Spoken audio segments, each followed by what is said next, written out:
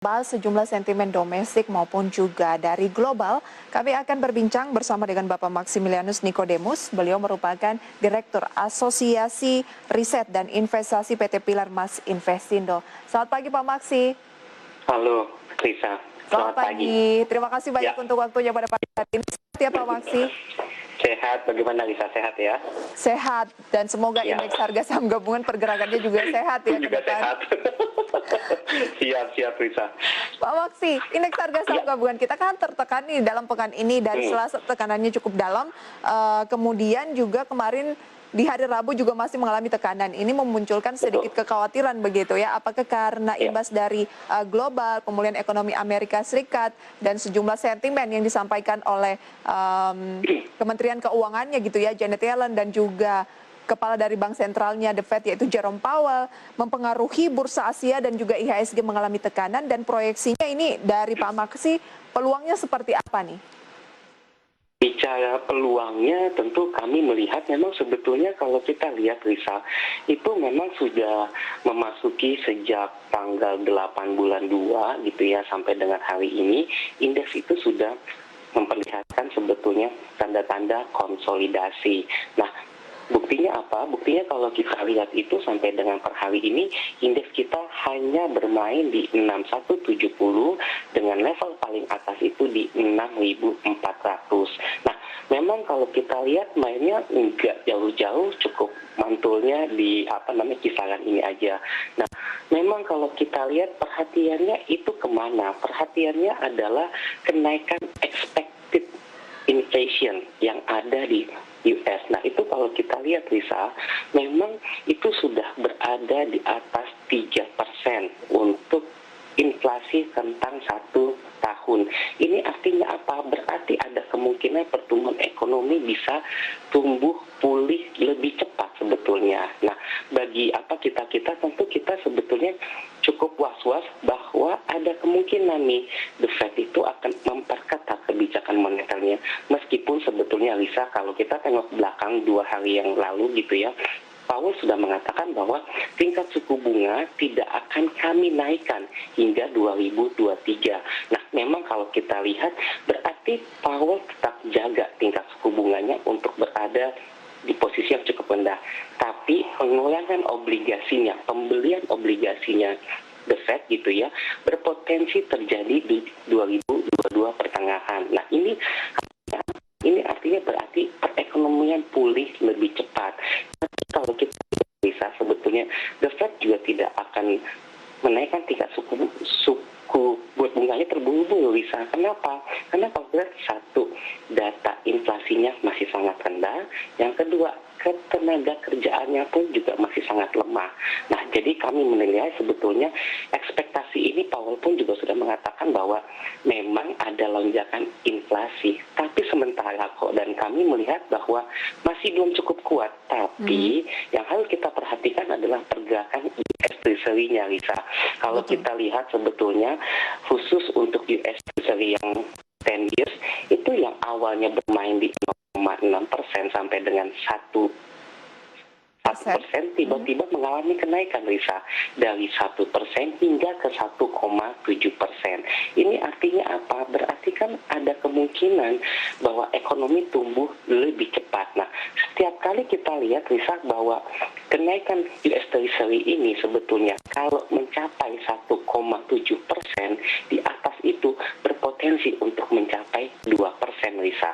Nah, ini jadi perhatian bahwa ternyata pasar obligasi akan jauh lebih menarik takutnya, kan begitu Lisa.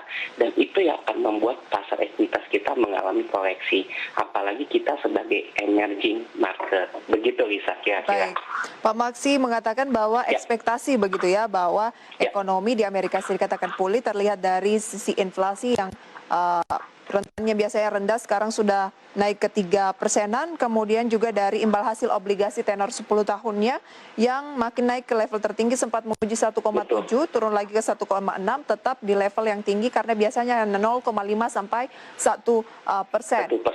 Memang ini masih berlangsung, dan Anda katakan ekspektasi, artinya bisa 50-50 ya, ekspektasi itu kan belum terjadi, bisa saja tidak sesuai dengan yang dikhawatirkan. Nah, Dari dalam negeri sendiri menanggapi hal seperti ini, karena kan kepastian tidak akan muncul dalam 1-2 hari ke depan, pastinya berproses juga ya Pak Maksi. Apa yang sebaiknya dilakukan untuk meredam kekhawatiran mengenai pemulihan ekonomi yang justru kayak menghambat selera untuk berinvestasi di pasar modal khususnya emerging market? Baik, Risa. Jadi memang so far sampai hari ini kami melihat apa yang dilakukan BI gitu ya sudah sangat baik sebetulnya. Nah, kami juga melihat kalau kita lihat kan sebetulnya yang juga perlu kita perhatikan bahwa adanya balon-balon buat kebijakan antara fiskal plus dengan moneter. Ini menjadi salah satu poin yang penting bahwa ternyata baik pemerintah maupun BI sama-sama mengawal proses pemulihan ini supaya bisa berjalan dengan sangat baik. Nah, pertanyaannya adalah sederhana, Lisa, bahwa kelak nanti tentu ekonomi pasti akan mengalami pemulihan. Dan ketika The Fed mengatakan bahwa kami siap untuk memulai melakukan pengurangan pembelian obligasi.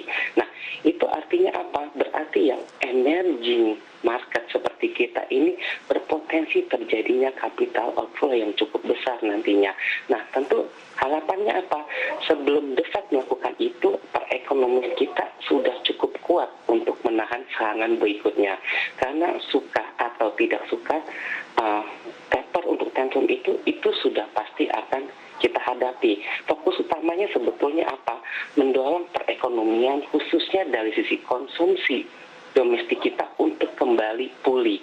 Ini menjadi salah satu bekal yang penting apabila kita menginginkan pertumbuhan ekonomi 4-5% tahun ini. Nah, pun juga kalau kita lihat gitu ya bahwa pasar obligasi kita juga pun asing sudah mulai keluar dalam jumlah yang besar. Kalau kita mundur ke belakang, Lisa, katakanlah sebelum adanya corona, asing itu cukup memegang porsi yang sangat besar, 40%. Tapi sejak memasuki pertengahan 2020, asing keluar hingga tersisa 30%. Tapi saat ini, posisi porsi asing dalam bonds kita itu cuma 23,1%. Ini artinya apa? Apakah imbal hasil kita mungkin kurang menarik bagi asing? Kan begitu, karena setiap kali asing keluar dalam jumlah yang besar, khususnya dari pasar obligasi, rupiah kita pasti akan melemah. Oke. Refleksi melemah. Ini menandakan apa? Bahwa ternyata ketergantungan kita dengan money flow, pergerakan kapital inflow outflow ini juga masih jadi perhatian. Baik. Nah, kami berharap, ya siap Lisa. Pak Maksi, berarti Ya. Rupiah kita kan saat ini di 14.400 dan memang itu sudah terjadi dari pekan-pekan yang lalu. Artinya memang ada campur tangan pemerintah dari segi fiskal dan juga Bank Indonesia dari segi moneter di sana ya. Tidak akan dibiarkan kita ini mengalami dampak yang buruk dari pemulihan ekonomi global. Baik. IHSG ini yang menjadi fokus dari para investor, indeks harga saham gabungan. Nah, ini menjadi acuan kan dari sejumlah saham-saham yang ada di dalamnya. Peluangnya sekarang kan bisa dibilang konsolidasi turun ya. Karena kan di range-nya 61 ke 64 itu mendekati 61. Konsolidasinya berarti agak turun nih.